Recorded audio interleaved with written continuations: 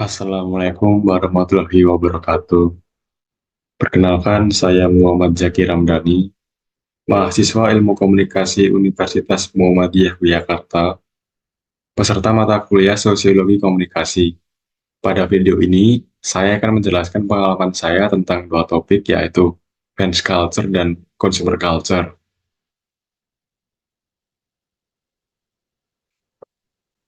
Yang pertama ada fans culture.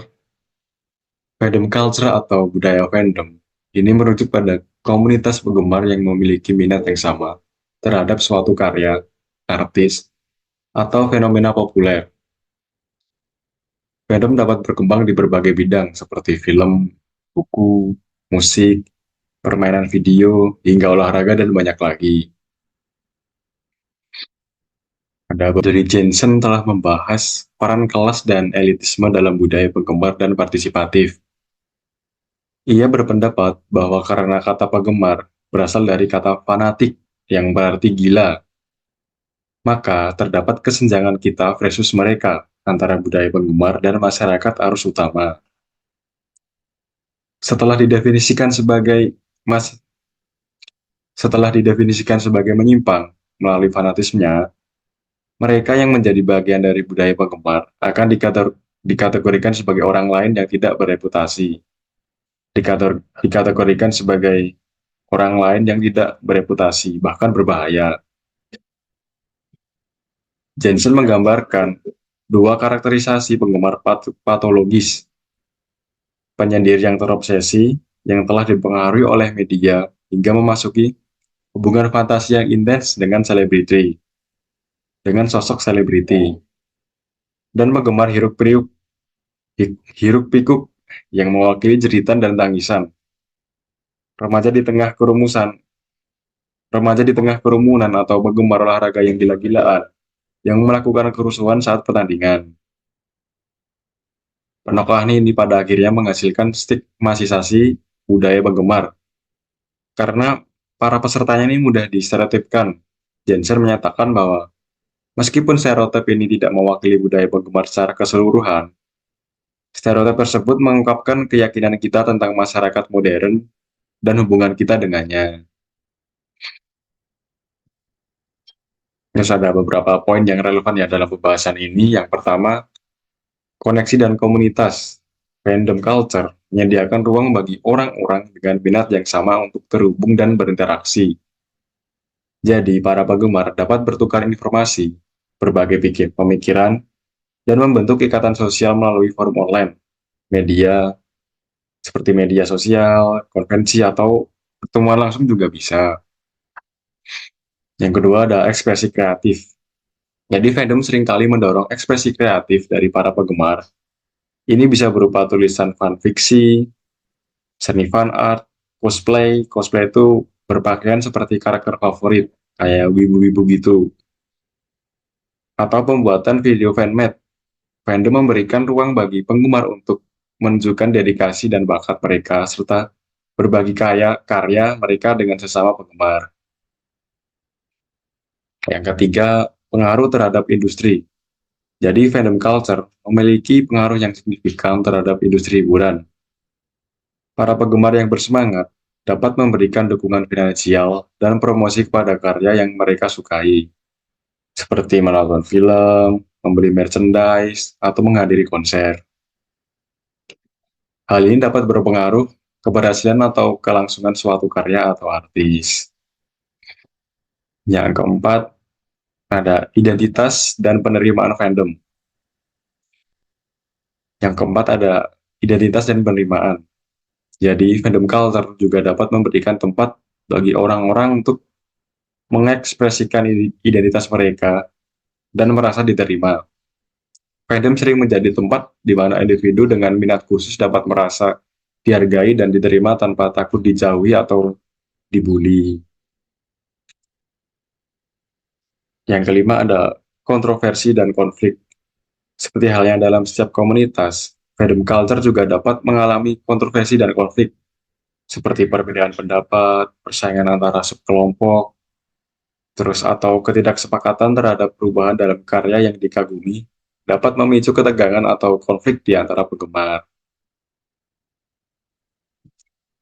Pengalaman dalam fandom culture ini juga dapat bervariasi ya. Tidak semua fandom memiliki dinamika yang sama, dan pengalaman setiap individu dalam fandom juga dapat berbeda-beda. Beberapa orang mungkin merasa kuat terhubung dengan komunitas penggemar, sementara yang lain mungkin merasa kurang tertarik atau bahkan bisa mengkritik aspek-aspek fandom culture. Itu sih penjelasan tentang fans culture.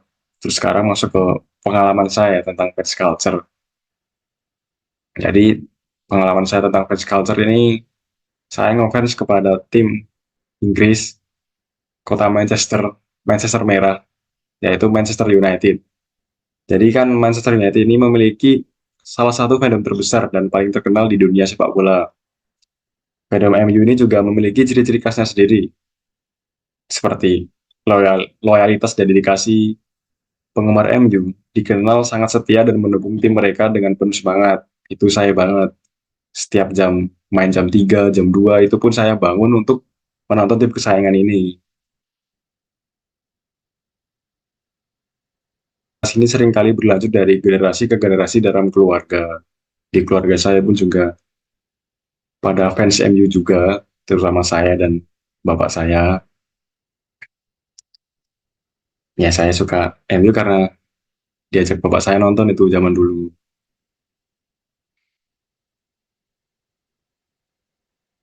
Terus fandom MU juga ini memiliki beberapa chants dan lagu yang khas yang dinyanyikan selama pertandingan.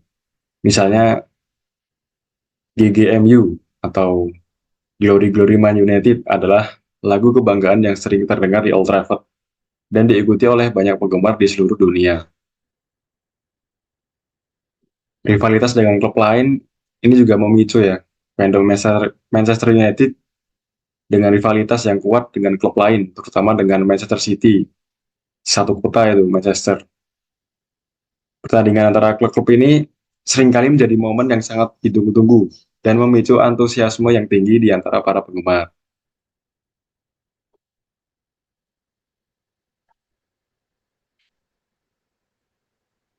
Identitas regional dan budaya. Manchester United adalah klub yang merupakan bagian penting dari budaya dan identitas kota Manchester.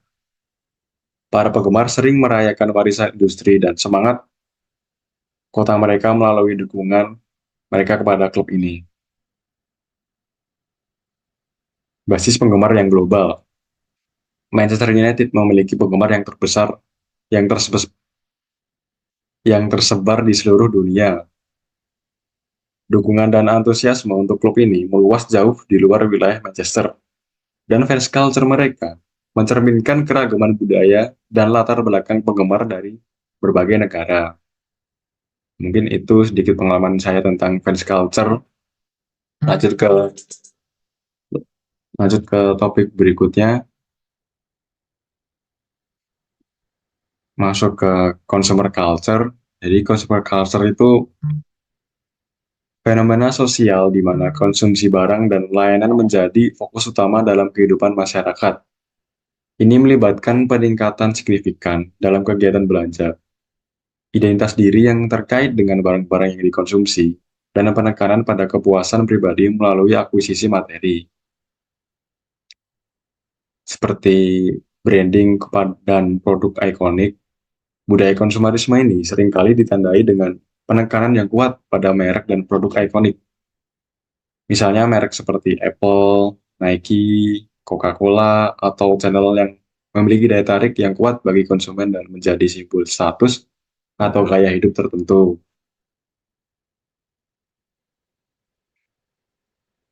Pembelian impulsif. Budaya konsumerisme ini seringkali mendorong pembelian impulsif di mana konsumen tergoda untuk membeli barang-barang tanpa mempertimbangkan yang matang. Ini seringkali dipicu oleh iklan, promosi, dan dorongan untuk mengikuti tren terbaru. Perilaku dalam berbelanja online. Ini internet dan e-commerce ya, telah mengubah cara orang berbelanja dan berkonsumsi. Konsumen kini dapat dengan mudah membeli barang dan layanan secara online dengan banyak pilihan dan kenyamanan. Bisa berbelanja online dari rumah. Dan budaya konsumerisme ini telah mendorong pertumbuhan belanja online dan peningkatan ketergantungan pada teknologi.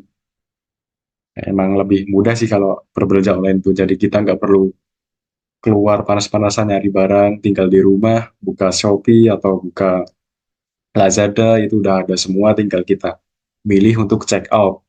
Tinggal nunggu beberapa hari udah dianterin sama kurir di rumah. Tuh. Terus pengaruh influencer dan endorsement. Influencer media sosial telah menjadi bagian integral dari budaya konsumerisme. Mereka mempengaruhi keputusan pembelian dengan merekomendasikan produk melalui platform mereka. Endorsement adalah selebriti atau tokoh terkenal juga menjadi faktor penting dalam mempengaruhi keputusan konsumen. Tren dan mood. Budaya konsumerisme ini seringkali didorong oleh tren dan mood yang terus berubah. Konsumen seringkali berusaha untuk tetap up to date dengan tren terbaru dalam pakaian, aksesoris, atau gaya hidup untuk mengikuti dan mengekspresikan identitas mereka. Konsumsi berkelanjutan. Saat ini ada juga penggeseran yang berkembang menuju konsumsi yang lebih berkelanjutan dan bertanggung jawab. Beberapa konsumen semakin memperhatikan etika dan dampak lingkungan dari barang dan layanan yang mereka beli, dan berupaya untuk membuat keputusan pembelian yang lebih sadar atau keputusan pembelian yang lebih wajar. Dari pengalaman saya tentang consumer culture ini dapat memiliki dampak sosial, ekonomi, dan lingkungan yang kompleks. Sementara konsumsi adalah bagian penting dari perekonomian. Penting juga untuk menyadari batas dan implikasi dari sikap konsumerisme yang berlebihan. Mungkin hanya itu saja yang dapat saya sampaikan. Mohon maaf jika ada salah kata, yang baik disengaja ataupun tidak. Sekian dari saya. Wassalamualaikum warahmatullahi wabarakatuh.